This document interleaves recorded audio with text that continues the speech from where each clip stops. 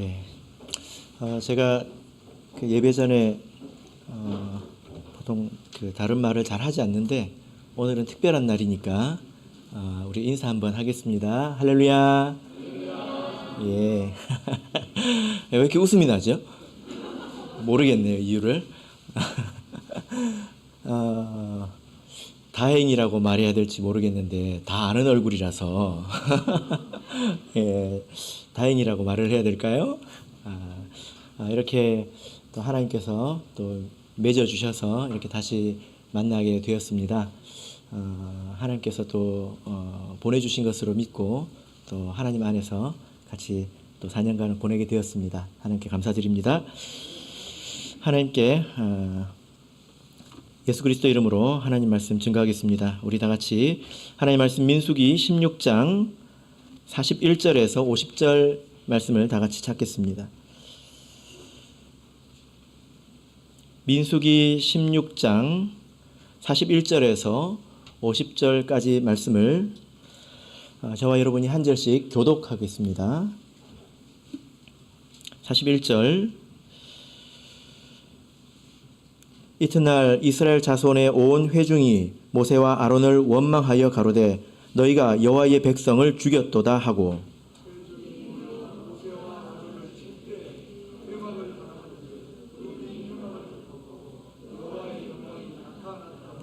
모세와 아론이 회막 앞에 이르매 너희는 이 회중에게서 떠나라 내가 순식간에 그들을 멸하려 하노라 하시매 그 두 사람이 엎드리니라.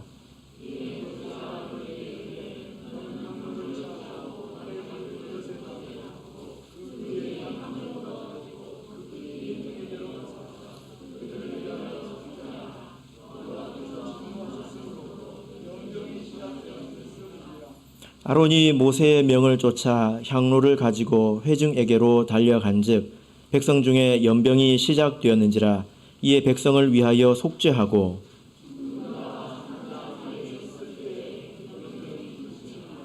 고라의 일로 죽은 자 외에 연병에 죽은 자가 14,700명이었더라.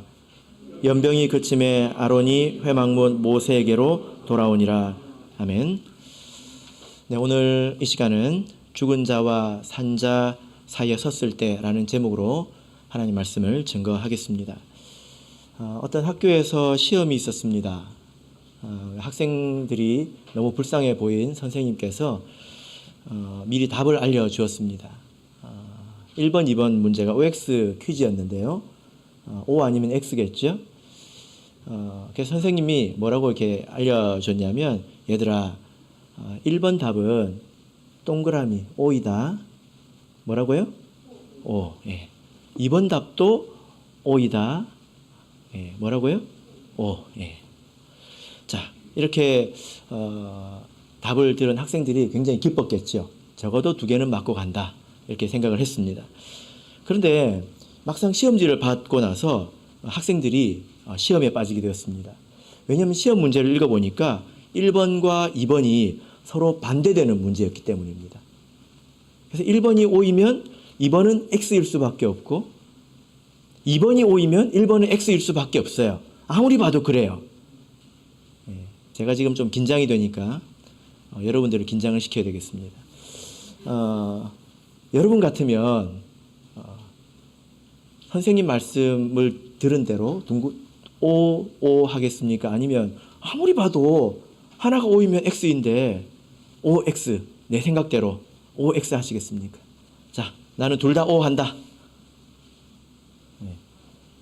나는 OX 간다. 예, 이쪽 오른쪽 왼쪽이 좀 나뉘네요. 네,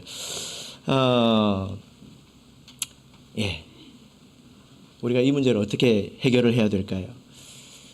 사실 우리가 하나님을 믿을 때에 이런 문제가 있습니다. 꼭 이와 같은 문제가 있습니다. 예를 들면 여러분 하나님은 근심하실까요? 하나님은 근심하실까요? 예, 1번 하나님은 근심하신다. OX. O. 2번 하나님은 근심하지 않으신다. OX. 하나님 근심하지 않습니까? 성령을 근심하게 하지 마라. 이 말씀 읽어보신 기억나죠? 그러면 자 1번 O 드신 분 다 손 들어보세요. 예, 그러면 2번은 O예요, X예요? 예, 우리가 하나님을 믿을 때 이런 부분이 있다는 것을 생각해야 합니다. 성경을 보면 인자는 하나님은 인자가 아니시니 후회가 없으시다. 이 말씀이 민수기에 있죠.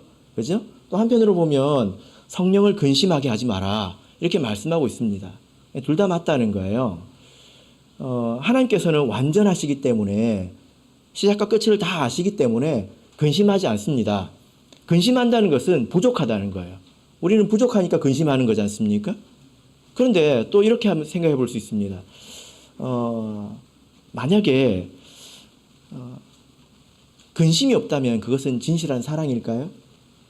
하나님께서 우리가 죄짓고 이렇게 우왕좌왕하는 모습을 보시고 근심하지 않으신다면 그것은 진실한 사랑일까요? 하나님은 우리를 사랑하시기 때문에 또 근심하십니다. 성경에 다 있는 말입니다. 근데 우리는 이것을 다 마음속에 받아들일 수밖에 없다는 거죠. 그죠? 그래서 우리가 신앙생활을 잘 하려면 사람의 한계를 먼저 알아야 합니다. 내가 사람이다. 그래서 내가 모든 것을 다 머릿속으로 받아들일 수 없다. 이것을 다 받아들이고 나서 신앙생활을 하는 것이 신앙생활을 잘하는 방법입니다. 이런 문제를 조금 어려운 말로 이율배반이다 이렇게 표현을 하는데요. 성경에 보면 이런 문제들이 많습니다. 여러분 이스라엘 백성이 광야에서 20살 이상으로는 다 죽었죠. 그죠? 못 들어갔지 않습니까? 그럼 하나님께서 출애굽하실 때 그걸 알았을까요? 몰랐을까요? 아시면서도 죽을 걸 다 아시면서도 그냥 건져내신 것입니까? 이런 문제를 우리가 어떻게 받아들일 것이냐, 어떻게 이해할 것이냐. 하나님께서 그럴 줄 모르고 그냥 그러면 건져내셨는가? 좋은 마음만 가지고? 이것은 우리가 영원히 해결할 수가 없습니다. 우리가 IQ가 200이 되어도 이 문제는 해결할 수가 없습니다. 이걸 우리가 받아들이는 수밖에는 없어요. 그래서 이제 학교 시험은 여러분 마음대로 치셔도 됩니다.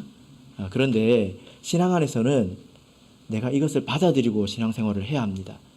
내가 머릿속으로 이해되는 것이 전부가 아니라는 거예요. 그죠? 아마 이런 질문을 받으면 그 누구도 옳다 그러다 대답을 할 수가 없을 것입니다.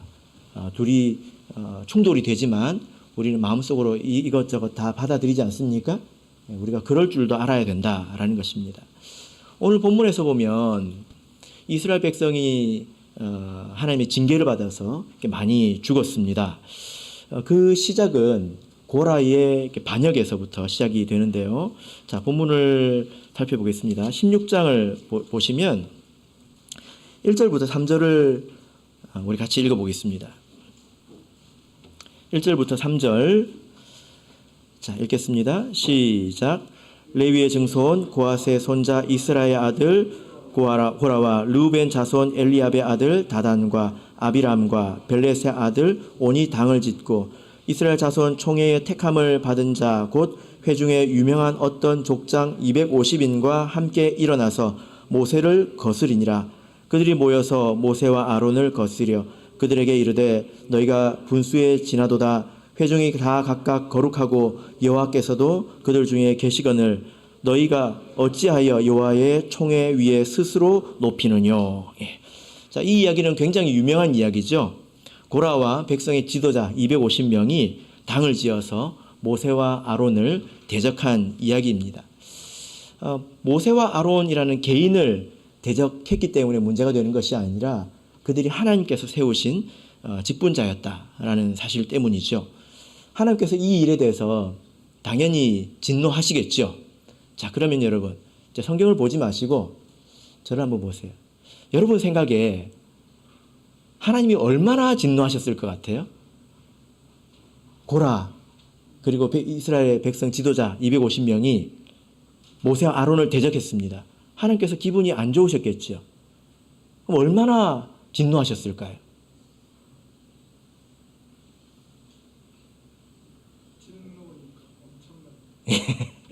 얼마나 진노하셨을까요? 자, 21절을 보겠습니다. 21절, 22절 읽어보겠습니다. 시작. 너희는 이 회중에게서 떠나라. 내가 순식간에 그들을 멸하려 하노라. 그 두 사람이 엎드려 가로되 하나님이여 모든 육체의 생명의 하나님이여 한 사람이 범죄하였거늘 온 회중에게 진노하시나이까. 하나님께서 얼마나 진노하셨습니까? 순식간에 얼마만큼? 절반? 온 회중을. 여러분 이게 이해가 되십니까? 우리의 생각과 하나님 생각이 좀 다르다는 거예요. 사안의 무게가 좀 다르다는 것입니다. 여러분 하나님께서 온 회중을 멸하시겠다 이렇게 말씀하신 적이 있을까요? 없을까요? 이전에 한 번 있습니다. 언제 있을까요? 출애굽기 32장을 보면 이스라엘 백성이 금송아지를 숭배했을 때 하나님께서 뭐라고 말씀하십니까? 모세에게 그런즉 나대로 하게 하라. 내가 다 멸하고 너로 다시 하겠다. 이렇게 말씀하시지 않습니까? 여러분 그것은 좀 납득이 되죠. 이스라엘 백성이 하나님을 배신하고 금송아지를 만들어서 자기를 인도하여 낸 신이라고 그렇게 믿고 우상을 숭배했으니까 하나님께서 그렇게 진노하실 만도 하지 않습니까? 그죠? 그런데 오늘 이 사건과 비교해 보자면 이 일이 그런 정도의 일인가? 여러분 어떻게 생각하십니까? 그래서 우리가 이런 말씀을 통해서 내 생각과 또 하나님의 생각을 이렇게 조율해 나가야 합니다. 우리가 사람끼리 이렇게 살다 보면 어떤 사람은 별일 아니라고 하지만 다른 사람들은 되게 중요하게 생각하는 일들이 있지 않습니까? 근데 그런 것들을 우리가 원만하게 이렇게 살아야 되잖아요. 그죠? 원만하게 존중하면서. 그런데 우리는 하나님과는 어떻게 해야 될까요? 우리가 하나님 생각에 맞춰야 되겠죠. 하나님께서 온 회중을 멸하시겠다 하는데 하나님 뭘 그런 걸 가지고 그렇게 화를 내십니까? 하나님답지 않으시네요. 이렇게 말을 할 수 있을까요? 그렇지 않겠죠. 그죠? 그래서 제가 먼저 한번 여러분들 생각을 해보시라고 말씀을 드린 것입니다. 이렇게 진노할 일인가? 그렇다는 거예요. 그죠?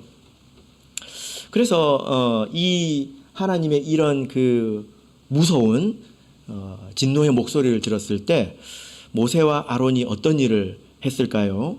22절을 보면 그들이 여호와 앞에 엎드렸다 이렇게 말씀을 하고 있지 않습니까? 여러분 다시 말씀드리지만 우리는 말씀을 읽으면서 어떤 일의 경중을 하나님께 맞춰야 합니다. 그러니까 하룻 강아지가 범무서운 줄 모르는 일, 이게 신앙 안에 있어요. 저게 얼마나 두려운 일인지 모르고 하는 것입니다. 신앙생활을 오래 했어도 그렇게 하는 거예요. 참 안타까운 일이죠. 이때 모세와 아론은 그런 하나님의 진노를 받아들였습니다. 그럴 만한 일이다. 그리고 그 앞에 어떻게 했습니까? 엎드렸습니다. 하나님께 읍소를 하지요.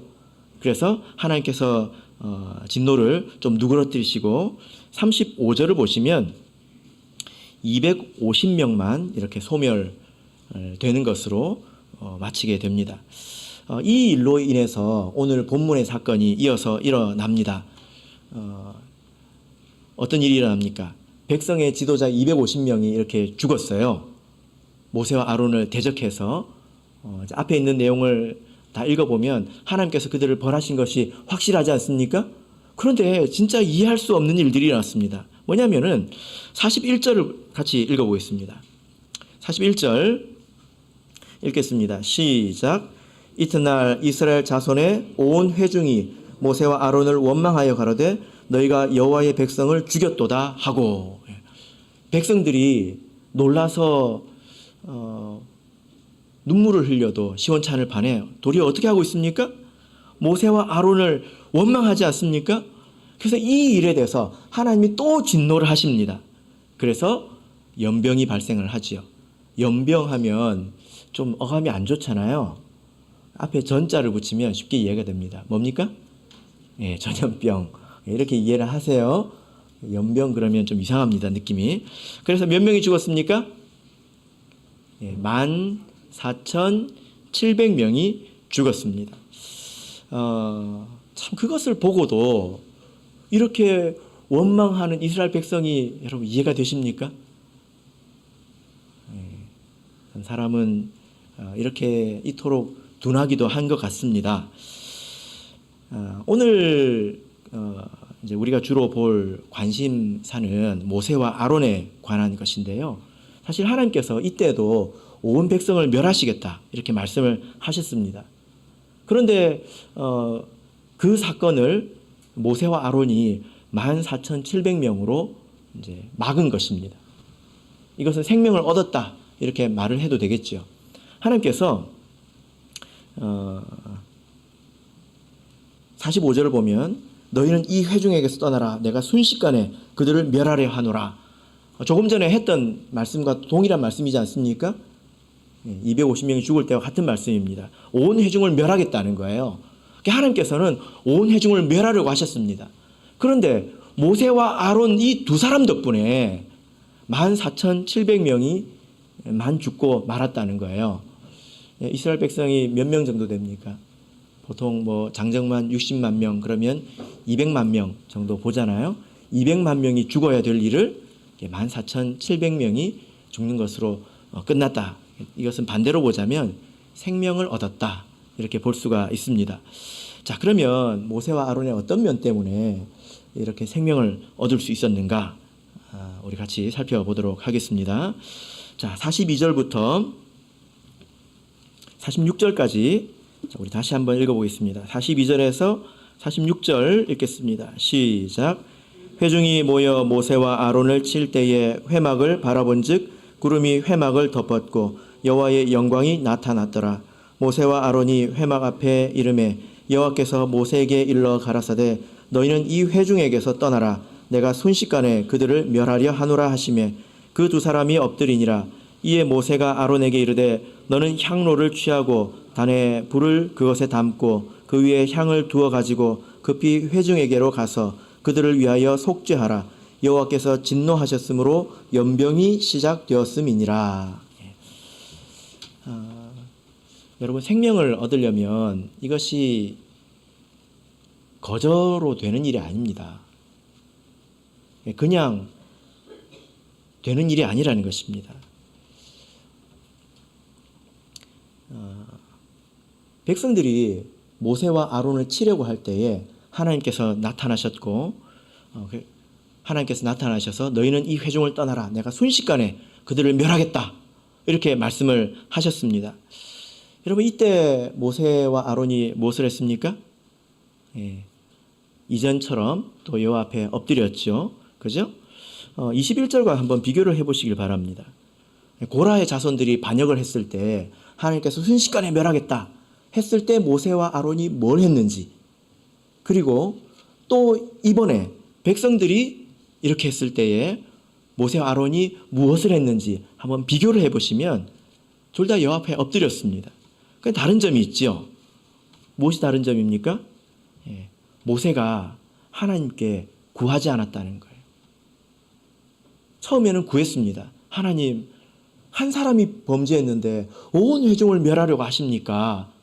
그렇게 했죠. 그죠? 근데 이제는 그렇게 말하지 않습니다. 그리고 뭐라고 합니까? 46절을 보시면 모세가 아론에게 이르되, 지금 모세는 어떻게 하고 있습니까? 모세는 하나님 앞에 엎드려 있죠. 그리고 엎드려서 아론에게 뭐라고 말합니까? 엎드려가지고 한번 머릿속으로 상상을 해보세요. 하나님 앞에 엎드려 있습니다. 엎드려가지고 고개를 돌리고 아론에게 말을 하고 있는 것입니다. 뭐라고 말합니까?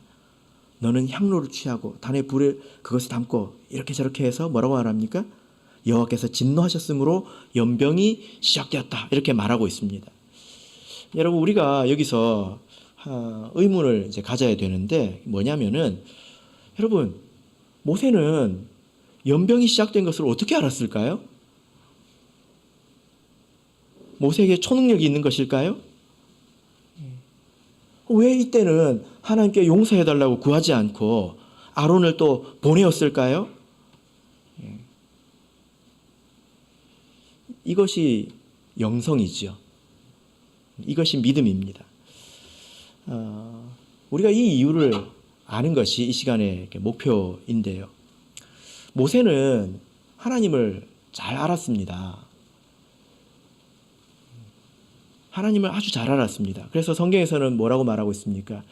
출애굽기 33장 11절을 찾겠습니다. 출애굽기 33장 11절. 출애굽기 33장 11절 우리 같이 찾겠습니다.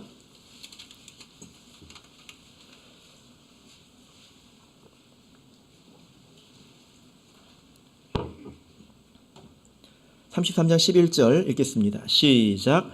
사람이 그 친구와 이야기함 같이 여호와께서는 모세와 대면하여 말씀하시며. 예, 됐습니다. 자, 여기서 보면 하나님과 모세의 관계가 무엇과 같다고 말하고 있습니까? 친구와 같다 이렇게 말을 하고 있죠. 근데 성경에 보면 미리암과 아론은 하나님께서 이상과 꿈으로 말씀을 주셨다 이렇게 하고 있잖아요. 차이점이 무엇입니까? 하나님께서 꿈을 주시고 이상을 주셨다. 그러면 그가 선지자가 되겠죠. 그러나 이것은 친구는 아닙니다. 일방적인 관계라는 거예요. 하나님께서 그냥 지시하시고 던지시는 그런 관계입니다. 근데 친구라고 하는 관계는 일방적이지 않아요. 친구라고 하는 관계는 상의하는 관계이죠. 서로 소통하고 상의하는 그런 관계이지 않습니까? 그래서 모세는 하나님에 대해서 잘 알았다는 것입니다. 그래서 누군가를 안다고 할 때는 거기에는 깊이가 있죠. 그죠? 예. 제가 희찬이 형제를 압니다. 그리고 현우 자매님도 희찬이를 알겠죠. 그러니까 둘이 같습니까? 지식에는 깊이가 있다는 것입니다. 하나님을 아는 것도 다르다는 거예요. 모세는 하나님에 대해서 깊이 알았다는 것입니다. 그래서 하나님께서 이런 상황에서 어떻게 할 것이다, 이것에 대해서 알았다는 것입니다. 여러분, 우리가 신앙생활을 하면서 사실 이런 일들이 많이 있습니다. 여러분들은 이런 생각을 하고 사십니까? 이것이 바로 영적인 분별력이고 또 깨달음이고 영성입니다. 이것이 있어야 된다는 것입니다. 하나님은 눈에 보이지 않죠. 그러나 우리가 하나님을 알아서 지금 우리가 상황을 알지 않습니까? 그죠? 그러면 이런 상황에서 하나님께서 어떻게 하실 것인가에 대해서 우리가 감각이 있어야 된다는 거예요. 이게 크게 어려운 이야기는 아닙니다. 우리가 그냥 신앙생활을 하면서 교회만 왔다 갔다 하는 게 신앙생활을 잘하는 게 아니에요. 물론 그렇게 해서 신앙이 성장하기도 하지만, 그것을 성장했다라고 말할 수 있기도 하지만, 여러분 저녁 예배 다 나오고 안식일 다 지키고 모든 것을 다 해도 내가 아직 하나님께 멀었다 이렇게 느낄 수 있습니다. 사람은 칭찬할지 몰라도 스스로는 부족하다고 느낄 겁니다. 우리가 이런 면이 있어야 된다는 거예요. 쉽게 이야기해보자면 아이들 같은 경우에 그 부모를 알지 않습니까? 그래서 아이들이 어느 순간 예언자가 됩니다. 무슨 말일까요? 아이들이 잘하는 게 뭡니까? 저희 집에 아이가 몇 있는지 아시죠? 3명이 있거든요. 아이를 키워보니까 본능 속에 그게 들어있는 것 같아요. 뭐가 들어있냐? 그 아빠가 어디까지 참아주나 한계를 시험해보는 그런 본능이 있는 것 같습니다. 간 본다고 하죠. 그래서 이제 어느 정도 살다 보면 우리 아버지는 이런 사람이구나 이걸 알게 되죠. 예를 들어서 어느 날 아버지가 아주 아끼는 이렇게 뭘 깼다. 예를 들어 도자기를 깼다. 상황이 생겼습니다. 그리고 나는 아버지의 성품을 알아요. 그럼 이 아이가 순식간에 예언자가 되죠. 뭐라고 예언합니까? 오늘 저녁에 나는 죽었다. 계시를 받아서 이렇게 성령의 감동을 받아서 예언한 것입니까? 아니죠. 그죠?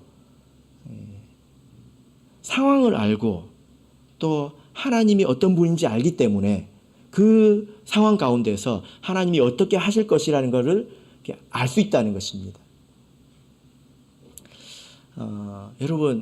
여러분께서 저도 이렇게 청년 시절에 그런 생각을 해본 적이 있습니다. 내가 하나님을 한번 봤으면 좋겠다. 한 번이라도 보면 얼마나 좋을까. 제가 지금까지 못 봤습니다. 하나님 음성도 못 들어봤습니다. 그런데 성경을 보니까 하나님은 그렇게 아는 게 아닙니다. 도리어 병들 수 있습니다. 그런 것을 추구할 때에. 요한복음 21장을 보겠습니다. 요한복음 21장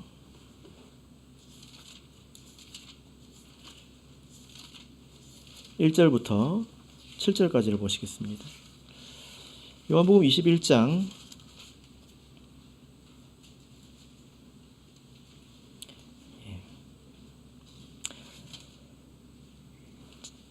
자, 5절부터 7절까지만 우리 같이 읽어보겠습니다. 요한복음 21장 5절에서 7절 읽겠습니다. 시작. 예수께서 이르시되 얘들아 너에게 고기가 있느냐 대답하되 없나이다. 가라사대 그물을 배 오른편에 던지라. 그리하면 얻으리라 하신대 이에 던졌더니 고기가 많아 그물을 들 수 없더라. 예수의 사랑하시는 그 제자가 베드로에게 이르되 주시라 하니 시몬 베드로가 벗고 있다가 주라 하는 말을 듣고 겉옷을 두른 후에 바다로 뛰어내리더라. 이 이야기는 아시죠? 예수님께서 부활하신 후에 물고기를 잡고 있던 제자들에게 나타나신 이야기입니다. 근데 이때 예수님께서 뭐라고 말씀하실 때 제자들이 몰랐어요. 예수님인 줄. 시력이 나빴을까요? 아니면 물고기를 배를 너무 멀리 대가지고 잘 안 보였을까요? 안개가 껴가지고? 그런 게 아니죠. 왜 아니라는 걸 알 수 있습니까? 예수님께서 엠마오로 가는 제자들을 만나셨을 때 그들과 같이 가면서 계속 이야기도 했잖아요. 바로 옆에서 같이 걸어가면서. 근데 제자들이 알았습니까? 몰랐습니까? 몰랐어요. 그래서 이 말씀도 예수님이 멀리 있어서 못 알아본 게 아닙니다. 그런데 누가 예수님을 알아보았습니까? 한 사람이 예수님을 알아봤죠. 그죠? 어떻게 알아봤습니까? 그물을 배 오른편에 던지라. 그리하면 얻으리라. 그래서 물고기를 잡았습니다. 그 일을 경험하고 예수님을 보고 안 게 아니에요. 그 일을 경험하고 주시라 한 것입니다. 이것은 하나님과 친밀한 자들이 비밀을 깨닫는 거죠. 이것은 주님이 하신 일이다. 비밀을 깨닫는 것이죠. 그죠? 그래서 오늘 보면 이 말씀을 보면 이 분이 예수님이라는 것을 깨달은 자는 주님 예수께서 사랑하시는 그 제자 이렇게 말씀을 하고 있습니다. 그래서 여러분 이렇게 생각을 해보십시오. 예수님이 우리 곁에 안 계신 게 아닙니다. 모를 뿐이에요. 어떤 일이 일어나도 이게 무슨 일인지 알아보는 눈이 없는 거예요. 우리가 모세처럼 하나님과 친밀하게 친구가 되고 예수의 그 사랑하시는 제자가 된다면 우리는 예수님께서 우리와 항상 함께 계신다는 것을 알 수 있을 것입니다. 그리고 이 일은 예수님께서 하시는 일이다. 또 예수님께서 어떻게 하실 것이다. 이런 감각이 생길 거예요. 이런 비슷한 일들이 성경에 많이 있습니다. 사도행전 12장을 보겠습니다. 사도행전 12장 1절 2절을 보겠습니다.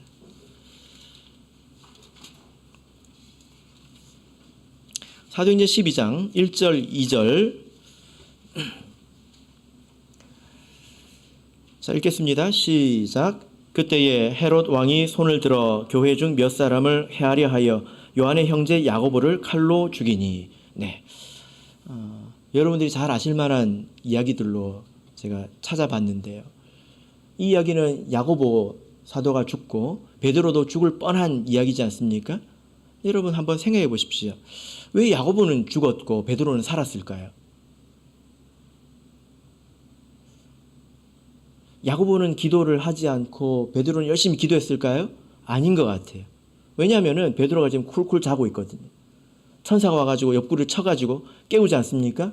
아마 이 상황을 보자면 이제 동이 트면 베드로는 죽을 그런 상황이기 때문에 모든 것을 체념하고 하나님께 맡기고 그냥 깊이 잠이 든 것 같습니다. 그럼 성도들이 열심히 기도했기 때문일까요? 그래서 베드로는 살았을까요? 그렇게 보기도 어려워요. 왜냐하면 그럼 야고보 사도가 잡혔을 때는 기도 안 했을까요? 그리고 이후에 어떤 내용이 나옵니까? 베드로가 살아가서 집에 가서 두드리잖아요. 그때 누가 나왔습니까? 누가 나왔습니까? 예, 로데라고 하는 계집종이 나왔죠. 그 와서 목소리를 들어보니까 베드로다. 그때 그 성도들이 기도하고 있었을 것입니다. 뭘 기도하고 있었을까요? 예, 뭐 성경에는 안 나와요. 근데 아무래도 베드로 살려달라고 기도하지 않았을까요? 우리가 상식적으로 생각했을 때, 그죠? 예. 그런데 그렇게 기도했을 텐데 이 로데가 와가지고 베드로가 왔어요 했을 때 사람들이 뭐라고 했습니까? 미쳤구나. 그러면 그의 천사다. 이렇게 말했습니다. 믿음이 있습니까? 없습니까? 없잖아요. 이유를 사람에게서 찾아올 수가 없어요. 그럼 야고보는 왜 죽고 베드로는 왜 살았습니까? 우연입니까? 자, 12절을 보겠습니다. 12절 읽겠습니다. 시작. 깨닫고 마가라 하는 요한의 어머니 마리아의 집에 가니 여러 사람이 모여 기도하더라. 여기서 보면 베드로가 깨달았다고 말하고 있습니다. 깨달았다. 모든 내용을 알았다는 것입니다. 그래서 어떤 선택을 했을까요? 17절을 보시면 뒷부분을 보시면 야고보와 형제들에게 이 말을 전하라 하고 떠나 다른 곳으로 가니라. 베드로가 깨달은 것은 이 일은 하나님께서 하신 일이라는 것입니다. 헤롯이 힘이 세가지고 권력이 있어서 야고보를 죽인 게 아니에요. 왜 그렇습니까? 이 일 이후에 보면 헤롯이 죽습니다. 왜 죽습니까? 하나님께서 치셔서 충이 먹어 죽지 않습니까? 그죠? 왜 하나님께서 치셨습니까? 백성이 환호할 때 자기가 영광을 받았다는 이유로 하나님께서 치시지 않습니까? 여러분 한번 생각해 보세요. 사도를 죽이는 일이 큰 죄입니까? 자기 정치적인 목적을 위해서? 아무 죄도 없는 사도를 죽이는 일이 큰 일입니까? 아니면 백성들이 박수 치는데 이렇게 그 영광을 받은 게 큰 일입니까? 다 큰 일이군요. 예. 이 헤롯이 죽은 것은 헤롯이 하나님 손안에 있다는 것을 보여주는 것입니다. 사실 베드로가 야고보가 죽고 베드로가 죽을 뻔한 것은 그가 예루살렘을 떠나지 않았기 때문입니다. 하나님께서 땅끝까지 이르라고 했잖아요. 근데 그들은 예루살렘을 끝까지 고수했기 때문에 그렇게 된 것입니다. 그래서 베드로가 하고 다른 곳으로 갔다는 말입니다. 성경에 이런 일들이 많이 있습니다. 그리고 우리 삶에도 이런 일들이 많이 있습니다. 하나님과 상관없이 이런 일 저런 일들이 벌어지는 것이 아니라 하나님 안에서 이루어질 뿐인데 깨닫지 못하고 알지 못하는 것입니다. 예수님과 함께 걸어가면서 말씀을 들으면서도 깨닫지 못한 그 제자들처럼 알지 못할 뿐이라는 거예요. 근데 모세는 엎드려서도 땅바닥을 쳐다보면서도 자기 뒤에서 백성 가운데서 어떤 일이 일어날지 다 알지 않았습니까? 이런 영적인 안목이 백성들을 살린 것입니다. 엎드려가지고 하나님의 진노가 시작되었는데 계속 구한다고 될 일입니까? 그죠? 그래서 우리가 하나님과 친밀해져야 합니다. 하나님을 더 깊이 알아야 합니다. 그래서 비록 내 눈에는 하나님께서 보이지 않지만 하나님께서 어떤 일을 어떻게 행하시는지 우리가 알 수 있습니다. 이것이 생명을 얻는 길이지요. 오늘 본문 말씀으로 돌아가겠습니다. 민수기 16장. 오늘 이 일은 모세 혼자 한 일이 아니죠. 그죠? 모세의 영적인 안목만 가지고 된 일은 아닙니다. 자, 본문으로 돌아가서 46절에서 48절을 읽겠습니다. 46절에서 48절 자, 읽겠습니다. 시작. 이에 모세가 아론에게 이르되 너는 향로를 취하고 단에 불을 그것에 담고 그 위에 향을 두어 가지고 급히 회중에게로 가서 그들을 위하여 속죄하라. 여호와께서 진노하셨으므로 연병이 시작되었음이니라. 아론이 모세의 명을 쫓아 향로를 가지고 회중에게로 달려간즉 백성 중에 연병이 시작되었는지라. 이에 백성을 위하여 속죄하고 죽은 자와 산 자 사이에 섰을 때에 연병이 그치니라. 이 일 가운데 아론이 아주 큰 역할을 합니다. 그래서 생명을 얻게 됩니다. 모세가 아론에게 향로에 단에 불을 담아서 연병이 퍼지는 곳으로 가라 이렇게 지시를 했습니다. 근데 여기서 참 놀라운 것은 아론이 묻지 않는다는 거예요. 모세에게. 어떻게 그것을 알았는지 묻지도 않고 따지지 않는다는 것입니다. 아론이 모세를 믿은 거죠. 그죠? 그래서 오늘 이 일은 한 사람이 한 일이 절대 아닙니다. 모세만 가지고도 안 되고 아론만 가지고도 안 됩니다. 모세와 아론이 함께 한 일입니다. 그 두 사람 사이에 이런 신뢰가 있었다는 거예요. 신뢰가. 그래서 신뢰가 있어야 생명이 얻어집니다. 아론은 하나님을 믿는 사람이지 않습니까? 하나님의 제사장이죠. 그죠? 근데 그가 하나님만 믿은 게 아닙니다. 그래서 어쩌면 교회에서 가장 뭐라고 말을 해야 될까요? 하나님만 믿겠다라고 말하는 사람들은 위험한 사람들입니다. 그 말은 사람을 믿지 못하겠다는 거거든요. 교회를 믿지 못하겠다는 것입니다. 아론을 보십시오. 그는 하나님을 믿은 사람이지만 모세의 이 말에 대해서 그는 따지지 않습니다. 묻지도 않습니다. 그리고 여러분 생각해 보세요. 모세가 형이에요? 아론이 형이에요? 그럼 형님이 가야 돼요? 동생이 가야 돼요? 장유유서 누가 가야 됩니까? 만약에 그렇게 따지기 시작했다면 14,700명이 아니라 14만 7천 명이 죽었을 수도 있습니다. 그 잠깐 사이에 14,700명이 죽었습니다. 근데 그것이 조금 늦어졌다면 얼마나 많은 사람들이 더 죽었겠습니까? 그래서 오늘 이것을 통해서 우리가 교훈을 생각해 보자면 교회는 신뢰가 있어야 합니다. 일꾼들 사이에 또 성도들 사이에 신뢰가 있어야 합니다. 그래서 평소에 믿음을 쌓기 위해서 서로 노력을 해야 되겠죠. 나는 하나님을 믿을 거야. 하나님만 믿을 거야.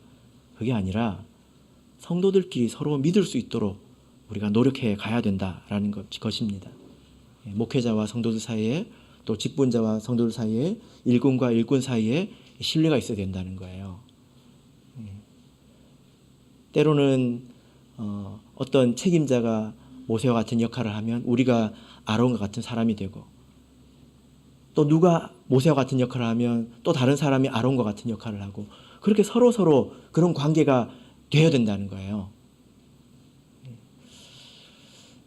제가 이렇게 목회를 이렇게 해보니까 소통하기 힘든 때가 있더라고요. 그래서 평소에 노력을 많이 해야 합니다. 왜냐하면은 말하기 어려운 일들도 있거든요. 어떤 사람의 개인적인 이야기들은 말하기 어렵지 않습니까? 그래서 믿어주는 게 필요하다는 것입니다. 말을 할 수 없을 때가 있습니다. 설명해도 알아듣기 힘들 때가 있죠. 그죠? 제가 아주 기억에 남는 그 한 가지 일이 있는데요. 이게 뭐냐면은 제가 어떤 어려운 일이 하나 있었습니다. 제가 이렇게 말하는 거 보니까 말하기 힘든 일이겠죠. 그죠? 그래서 제가 기도를 하기로 작정을 했습니다. 그래서 기도소를 이제 갔는데요. 그때 좀 기도의 힘이 더 필요하겠다 이렇게 생각을 해가지고 제가 딱 두 사람에게 기도 부탁을 했습니다. 제가 어떤 일이 있어서 어떤 일이라고 말도 안 했습니다. 어떤 일이 있어서 기도소에 갑니다. 저를 위해서 기도해 주세요. 요 말만 했습니다. 근데 그분이 그 날로부터 3일 동안 금식 기도를 했어요. 희찬이 형제. 묻지도 말고 따지지도 말고 33일 동안 금식 기도를 해달라고 하면 예, 할 수 있죠. 쌓아둔 게 많으니까. 예. 희찬이 형제가 너무 긴장한 것 같아서 제가. 예. 결과가 어떻게 됐을까요? 예. 굉장히 은혜롭게 모든 일이 잘 마무리가 되었습니다. 근데 그 일이 잘 잊혀지지가 않습니다. 예. 우리 일꾼과 일꾼 사이에, 성도들 사이에는 이런 신뢰가 있어야 합니다. 여러분, 아까 이 예수께서 사랑하시는 제자가 주시라 했을 때 어떤 일이 일어났는지 아십니까? 베드로가 물에 뛰어들었어요. 그럼 제가 여러분들께서 성경을 잘 읽으셨는지 제가 문제를 한번 내보겠습니다. 자, 베드로가 성경을 보면 정확하게 나와 있어요. 베드로가 주시라 하고 주시네 하고 물에 뛰어내렸을까요? 1번. 2번. 주시라 라는 말만 듣고 바로 물에 뛰어내렸을까요? 자, 1번, 2번. 자, 몇 번입니까? 3번? 3번 없습니다. 몇 번입니까? 본이기상. 2번입니다. 베드로는 예수님을 안 쳐다봤어요. 요한이 주시라 하는 말을 듣고 뛰어내렸습니다. 베드로가 요한을 어떻게 생각했는지 여러분 한번 생각해 보세요.